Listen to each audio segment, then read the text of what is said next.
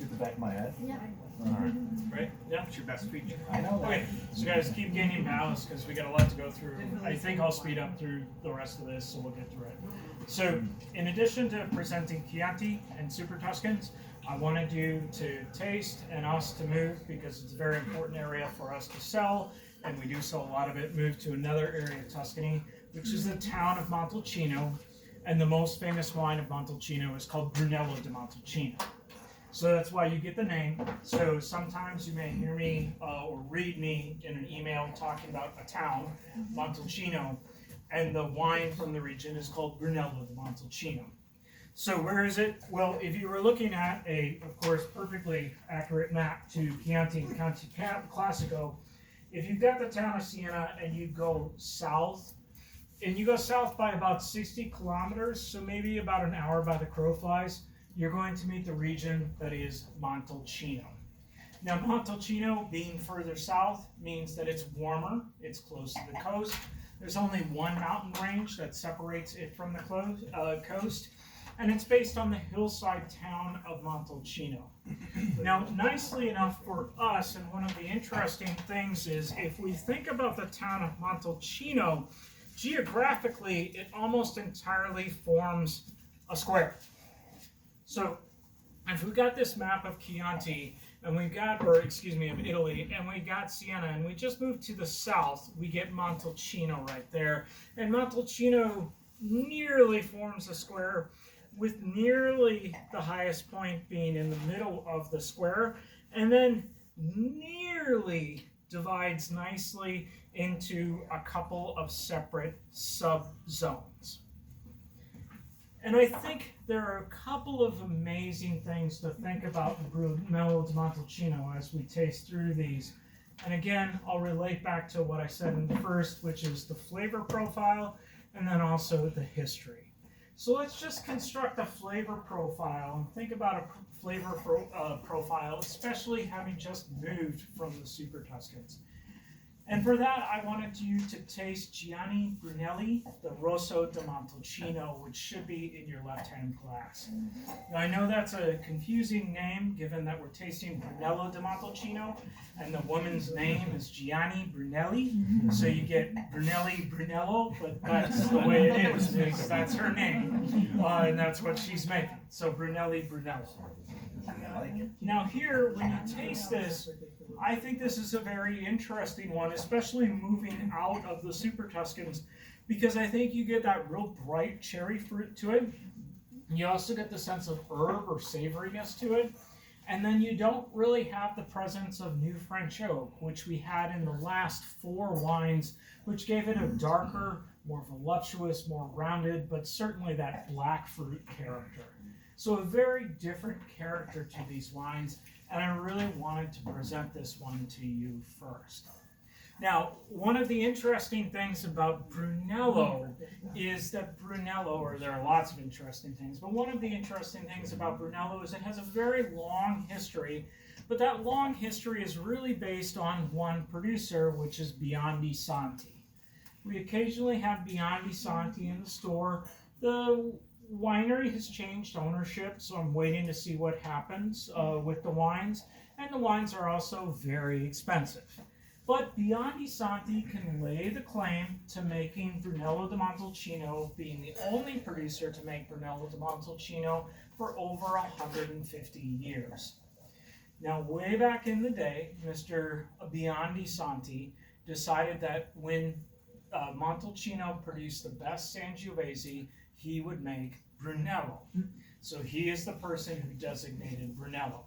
I think in his 92-year lifespan, he made Brunello 4 times.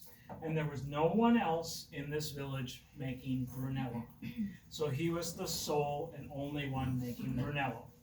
This, I think, establishes the legend of Brunello, particularly in American wines, or excuse me, in American connoisseurs. Brunello is a rare wine. We drink a lot of Chianti. Here's the absolute rarest wine that's based on Sangiovese, which is the grape of Chianti. So a very serious wine, a very structured wine, a very long-lived wine. So that is the history of Biondi Santi and Brunello. Now something changes in the 1970s. And what changes in the 1970s is a family firm, who are actually Americans, come to Brunello. And that family firm is Bonfi, the two brothers Bonfi. Now they come to Brunello because in the 1970s and in the late 1970s, they were producing a lot of wines, they're American, in America and selling them. And they were looking for wines that they could make and sell in America, but from other markets. So they actually come to Brunello, and what they're looking for is a sweet white wine, a Moscato d'Asti, if you will, if you know what that is. They're looking for a clone of that, something similar. They actually try and make a Moscato type wine in Brunello for several years, and it doesn't work for them.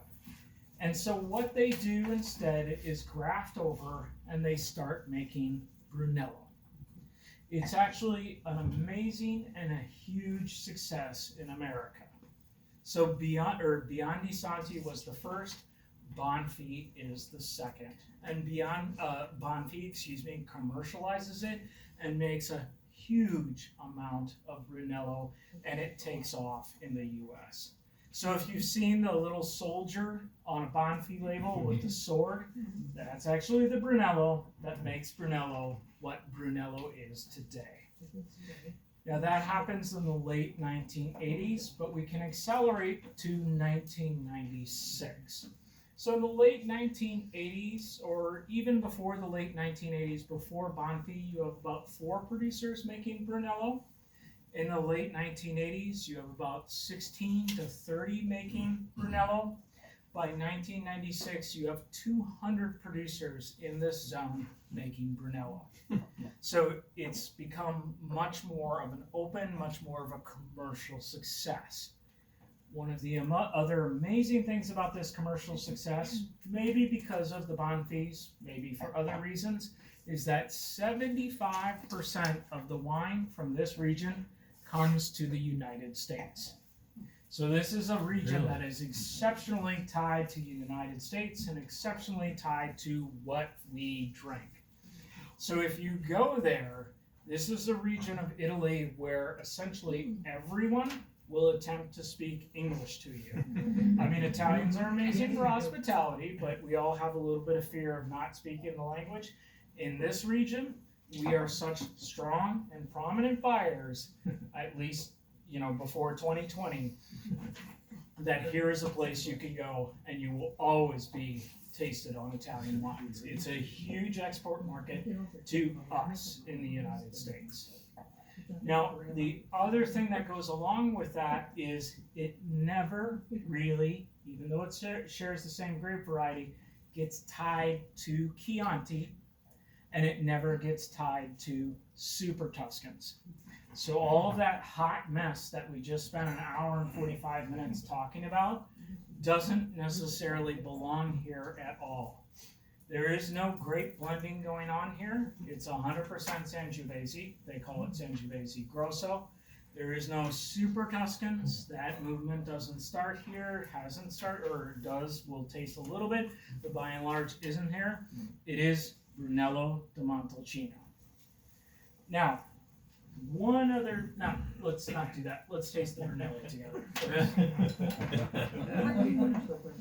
So, yeah, and then pizza for dinner as well. We'll just keep going.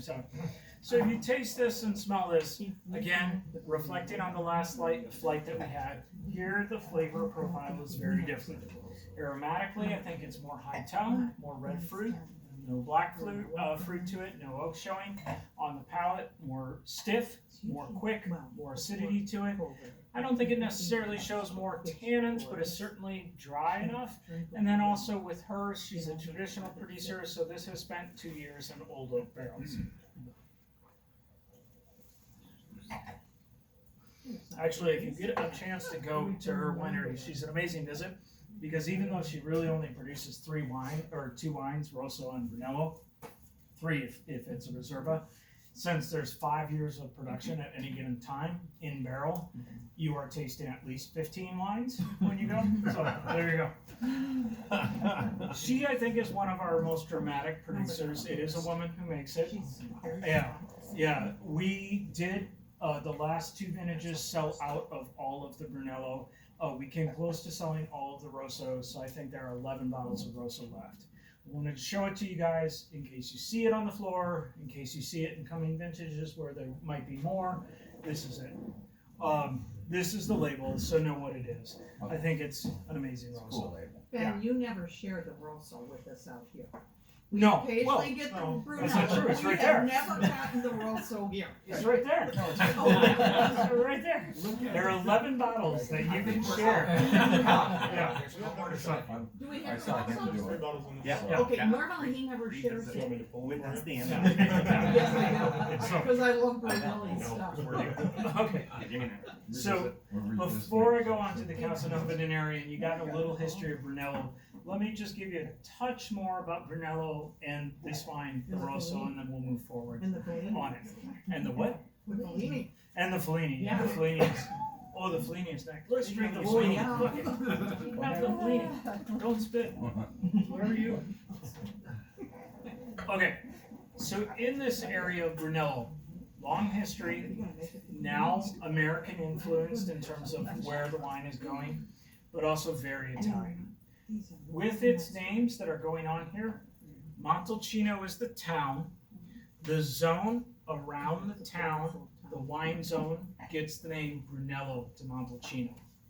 You can produce a couple of different wines in Brunello di Montalcino as a zone. One is you can produce Brunello di Montalcino, the top line. You can produce Brunello di Montalcino Reserva. Higher still, we'll taste one. You can also produce Brunello di Montalcino, Montalcino di Rosso, which is what we're talking about. Right. So with Montalcino and the zone of Montalcino, you're not allowed to have all of your production go to the main wine. So you're not allowed, if you work in this zone, to make 100% Brunello di Montalcino.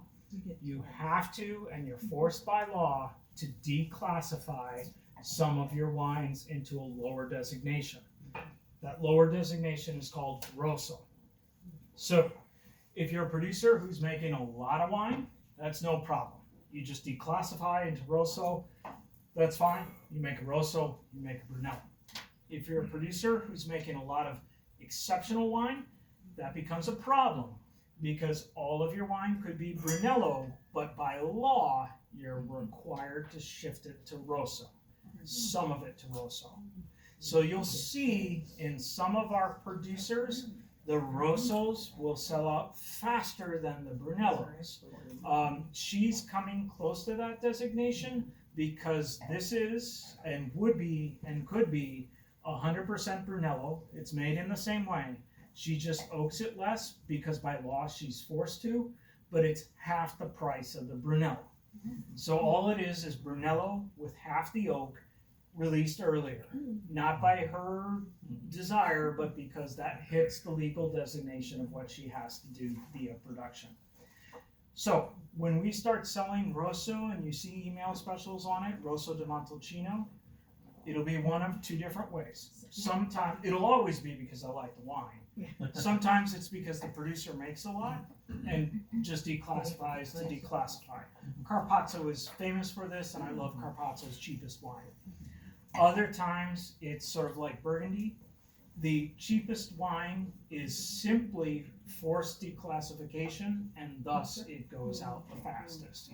So know that when you think and see and know that about Brunello di Montalcino as a whole. So by year to year, you could have a just really great production and just end up with, oh crap, we have to get Rid of it, yes, yeah, not get rid of it, yeah, but declassify. I mean, the Carpaccio San Giovanni is awesome, and it's like $8. Yeah, it's like, $9. yeah, it's $9, and it's really good, and it's all Brunello. It's all Yeah, vanilla. they just are forced to declassify it. So the other, if you are way into watching Brunello, Brunello takes a long time to come. The Brunellos take 4 years to arrive, Reservas take 5 years, Rossos are a year and a half, so they're much tighter. So if you're watching Brunello vintages, like 16 was an amazing vintage, so the Rossos of 16 will come really early, and they'll usually be fucking amazing from the producers that you like, but then they're gone. Yeah. You know, so by the time we get Brunelli, this producer's 16s, they all sold out already, but we're on 19 Rossos. So a little bit of game there still, but something. Is there a production percentage cap for Reserva? There is, but I'm not sure what it is. So there is a cap for Reserva. Not to muddy the waters too much, but how does the Argiano NC that we just sent the email on fit into all of this? No, that's okay. Keep drinking. Let's muddy these waters and keep adding Dallas. There was an interesting thing that happened in 2003 in Brunello, which got known as Brunello Gate. So Brunello, Bonfi. It actually wasn't Bonfi, it was Argiano. So Brunello, by Italian law, has to be 100% Sangiovese Grosso. And Montalcino producers will tell you that 100% Sangiovese Grosso is very distinct as a grape variety than Sangiovese. By and large, I don't think that's true, but that's what they would say. Now, in 2003, the US government, probably from a tip-off from some producers in Montalcino, got wind that what was coming into the US labeled as Brunello was not 100% Sangiovese Grosso and actually included other grape varieties. There were several major producers that were forced to turn over production records that did indeed reveal or did not reveal or chose not to reveal that they had made Brunello that included other things other than Sangiovese Grosso. So it's very odd in 2003 that the US government stepped in terms of importing into Italian wine laws to deny the importation of some Italian wines. But for producers, this mattered a lot because we're 75% of their income. So if you're not going to sell 75% of your wines, that becomes a serious issue. Now, to bring it up to what we just sold this Thursday, one of the wineries that got snagged, and this is the very unromantic version that I did not write about Argiano, one of the wineries that got snagged in 2003 was Argiano. Argiano is a Brunello producer, and in 2003 they were forced to declassify all of their Brunello. So they stripped all of the wine that was labeled as Brunello and relabeled it into a label called non-confondateur. Now, they will tell you that means unique now, but I think it actually means not conforming. And in 2003, what I think it meant was not conforming to the law. And so they sold it into the US market, and they've kept it by the label. So what we just sold on Thursday was Argiano's non-confondateur, which is 50% Cab, 30% Merlot, and 20% Petit Verdot. It actually, its birthplace was that the Brunello may have contained Cab. Now, I did a tasting of 2003 Brunellos, and it was a fascinating one because if you can think, and I'm sorry that this is getting so long, but if you can think about our last flight in terms of what Merlot does to Sangiovese and how it alters Sangiovese, can you imagine these wines if we just grabbed a bottle of Reno and we just kind of took it and into our Fellini, into our Constante, and we just added about 5% Merlot and how the flavor profile would change in our Brunello? That was Brunello Gate in 2003. You know, a famous man named Angelo Gaia advocated for blending in 2003. He was rejected. So the idea is that Brunello is still 100% Sangiovese Grosso. Yeah, they did make a separate region called Sant'Antimo, so you'll see it. The nice thing about the region of Sant'Antimo is it's entirely in the shape of Brunello. So it contains all of Brunello, but allows all the other varieties. So if you're a Brunello producer and you have some Cabernet, you don't have to sneak it into your Brunello. You can actually just put it into a designation called Sant'Antimo. So we'll see some of our producers do that in Brunello. So Argiano obviously has changed things a bit. Okay, so here, flavor profile. So, but we have to move on. We need to go to Fellini, right? Okay.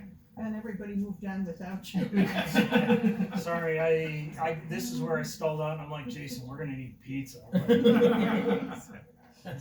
No spitting in the brunellos. No spitting on the brunellos. We're in the no spit zone. Okay.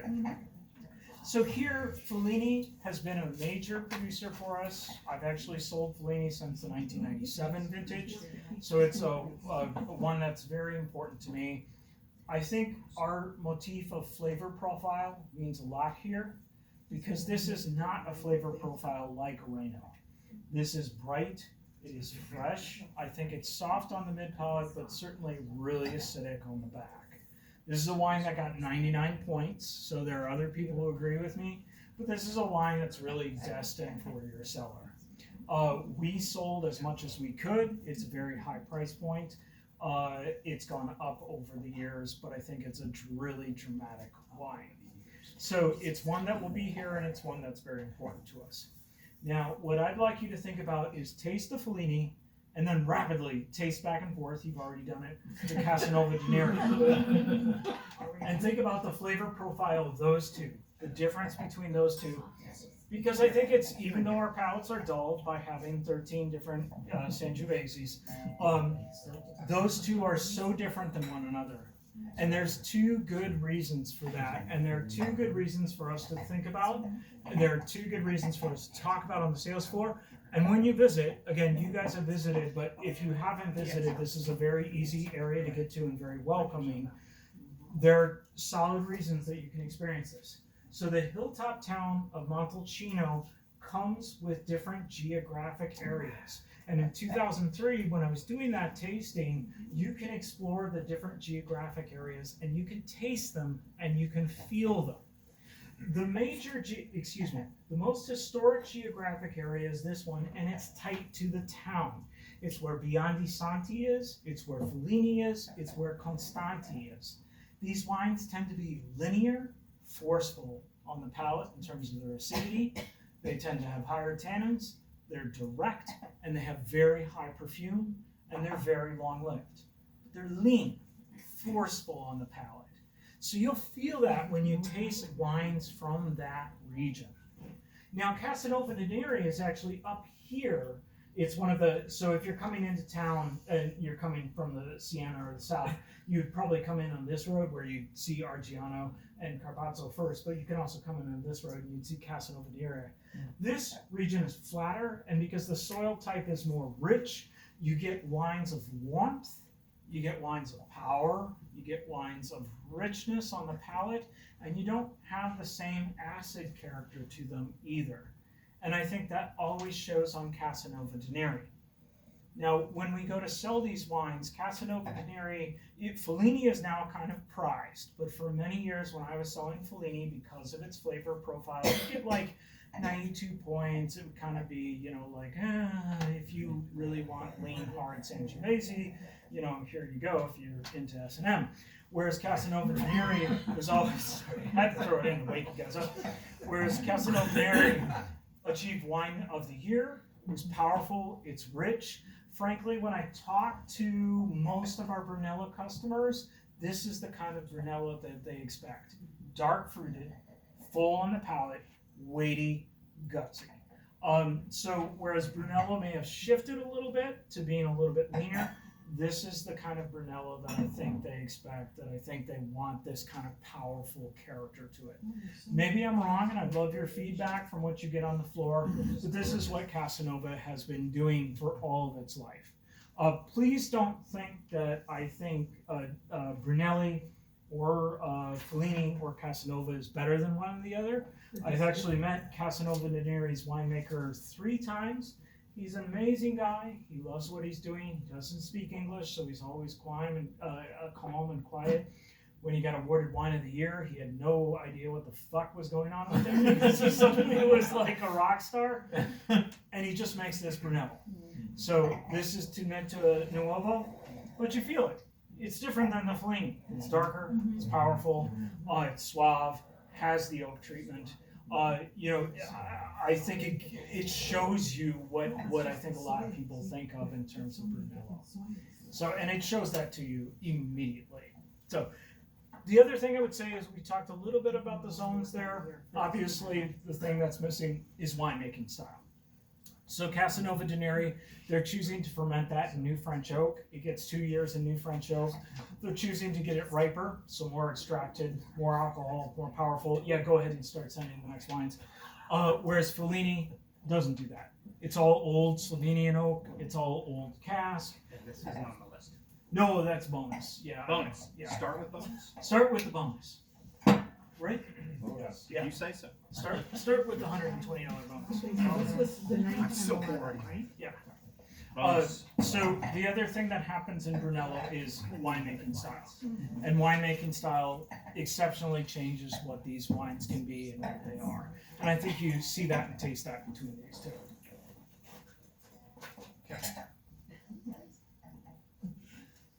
Any questions? You can't remember your questions at this point? It's fine.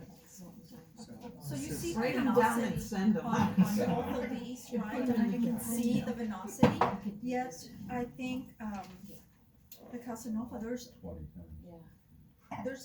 it's a lot tighter to me, for me, than the Fellini. It's young. Yeah. It's very young. Yeah. And I think 216. if That's you young. 216, yeah. if you wake up at 7:30 and start tasting Brunello, Have your it. palate's a lot sharper on this issue.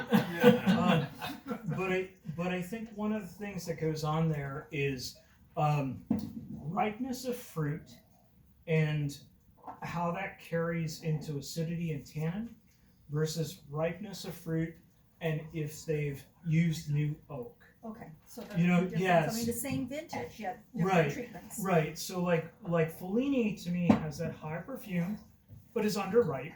I like it in a beautiful way. It's underripe, but they've also used all old oak, so you feel all the acidity. There's no softening of oak aging on the acidity, and then there's no warmth of spices with the oak, and there's no mellowing of the fruit character.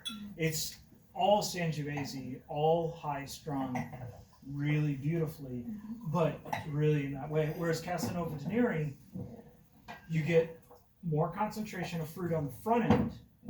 The palate in the mid has a softerness, a plushness because of the fruit, but the back end is tighter because you get New French oak, and you get the tannins of New French oak to it. Okay, so that's, So, yeah. It's yeah. hard to keep up. If that helps at all. Yeah. There you go. At 7:30 it sounded good. Yeah, I think I got this.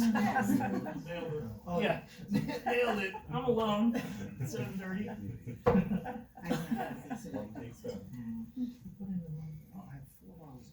But then don't you also think it's, I mean, these are all babies. It's not By Brunel, I mean, you wouldn't even normally in Court, first one was a bonus. Yeah. No, no, and Fellini we sold out of, so there's a little bit left. Constanti, there were 2 bottles and we're drinking 1, so Constanti is gone. But thanks.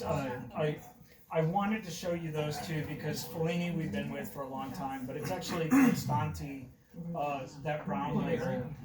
This will be my 22nd vintage of selling Constanti.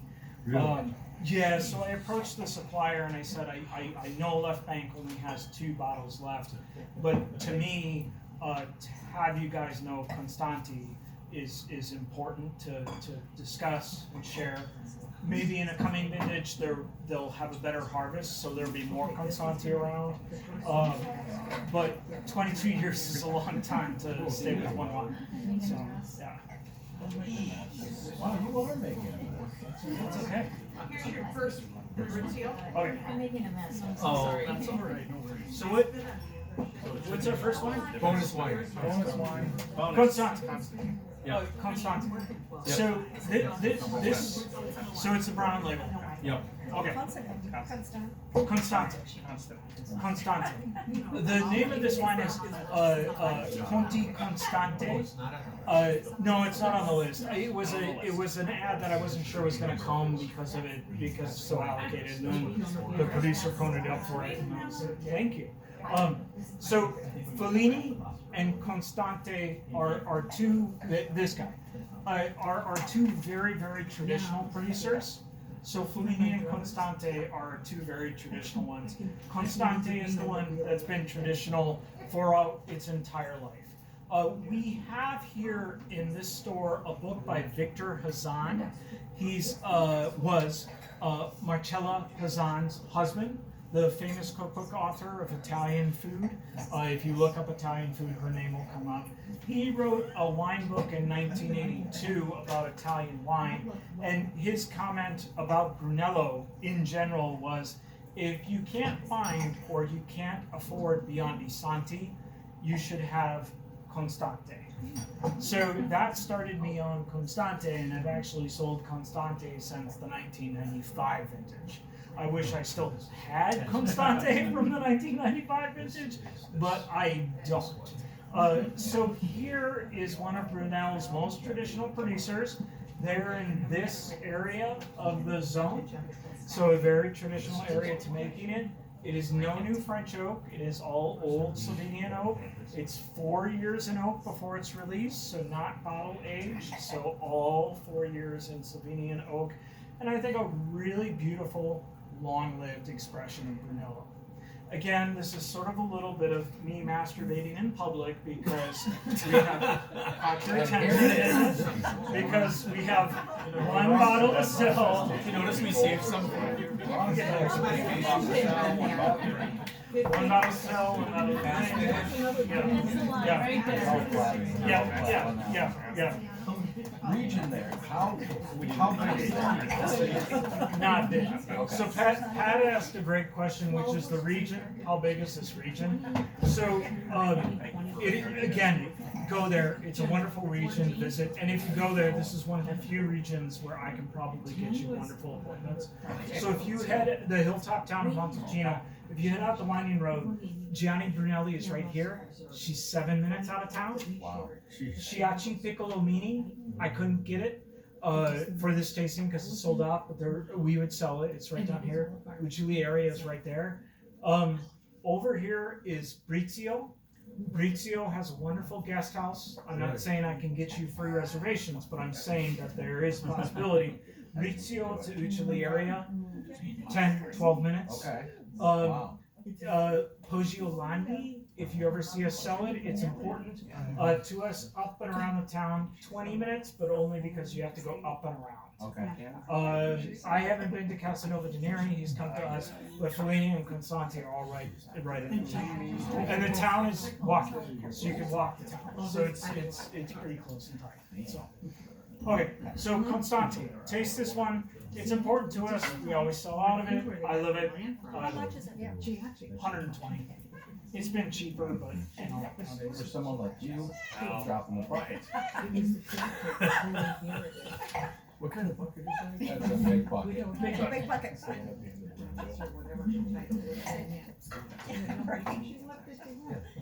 It's the bucket. We'll get back to it. It's a bucket at the end of the race. What else? No, I didn't have much to say. Let's move on to Brizio. I know. No, because we had the bonus. The bonus, yeah. So, Pass the second one. Okay, so let's go to the bonus. Sarah threw everybody off. No, Oh. I don't think so. This bottle is nothing. you poured it in your water. That's what happened. You just got ahead. Did you make water? No, it didn't. Yes. Okay. That's So, the second one. getting lost in Brunello, that's fine. We'll regain focus in a second. So, Brunello, unfortunately, I didn't get you guys across all of the zones, but I got you through producers that I think are very important to us. The reason I did this is because we actually have a Brunello tasting that's very successful, that covers all of the zones and all of the winemaking styles. and people love it. So while we're not gonna do that at the tasting that's coming right now in terms of Chianti, it's one that people absolutely adore because it can entirely make sense of the region, not based on grape variety, but on soil and on winemaking style. But the extra wrinkle that we need to add, and Aaron was nice enough to pony up to this guy, was that Brunello, like Barolo, has reservas. So Brunello takes 4 years to arrive to us. Brunello Reserva takes 5 years to arrive to us. I think other people may know for sure, Brunello Reserva is at least 2 years in barrel and 3 years in bottle. Some producers will go much further. They might do the traditional 5 years in barrel if they wanted, you know, their decision. But that produces Brunello Reserva. Now, I will tell you, I have never really believed in Brunello Reserva, meaning 1 more year in oak or 1 more year in bottle for the price point hasn't necessarily ever made the difference for me. But it's been a long time since I've actually been able to check on, say, 2011 or 2010 Reserva versus 2010 regular. Most producers, when they make a Reserva, will separate out the highest quality of their crop and put it into the Reserva in order to age it longer. I showed you this one because it's Brizio. Brizio is actually down in the south. Brizio is close to Gaia's property, which is Tineta de Santa Retiva. So it's actually built off of that property. Santi is further down, and then Cas Bas is right across the way. So it's a very famous high rent district to be making Brunello in. This Brunello Reserva has been extremely popular at Faro. Not necessarily in Green Bay, nor here, but you guys haven't tasted it. So if you don't taste it, you don't know. So I thought, again, a chance for us to taste, to know another designation of Brunello, to get one more step into Brunello and Brunello Reserva.